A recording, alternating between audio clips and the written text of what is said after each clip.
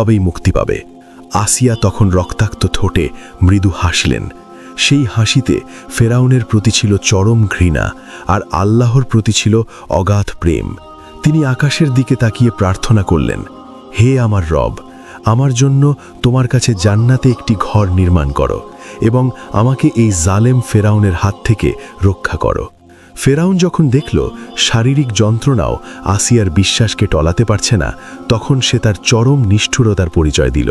একটি বিশাল পাথর আসিয়ার বুকের উপর তুলে দেওয়া হলো, কিন্তু অলৌকিকভাবে আসিয়া তখন জান্নাতে নিজের ঘর দেখতে পাচ্ছিলেন। তাই তার মুখে ছিল এক মায়াবী প্রশান্তি। এই দৃশ্য দেখে ফেরাউন রাগে উন্মাদ হয়ে গেল। সে বুঝতে পারল সে মূসাকে ঘৃণা করে তাকে দমাতে পারছে না। যাও, সব ছোট ছেলেদেরকে হত্যা করো। এদিকে বনি ইসরায়েলের বস্তিতে বস্তিতে নেমে এলো হাহাকার। ফেরাউনের সৈন্য তবেই মুক্তি পাবে। আসিয়া তখন রক্তাক্ত ঠোঁটে মৃদু হাসলেন।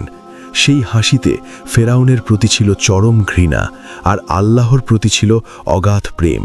তিনি আকাশের দিকে তাকিয়ে প্রার্থনা করলেন, হে আমার রব, আমার জন্য তোমার কাছে জান্নাতে একটি ঘর নির্মাণ করো এবং আমাকে এই জালেম ফেরাউনের হাত থেকে রক্ষা করো।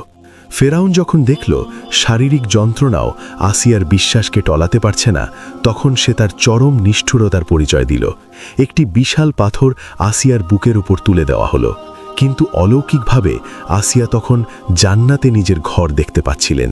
তাই তার মুখে ছিল এক মায়াবী প্রশান্তি। এই দৃশ্য দেখে ফেরাউন রাগে উন্মাদ হয়ে গেল। সে বুঝতে পারল সে মূসাকে ঘৃণা করে তাকে দমাতে পারছে না।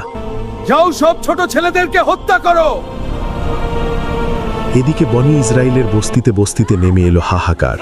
ফেরাউনের সৈন্য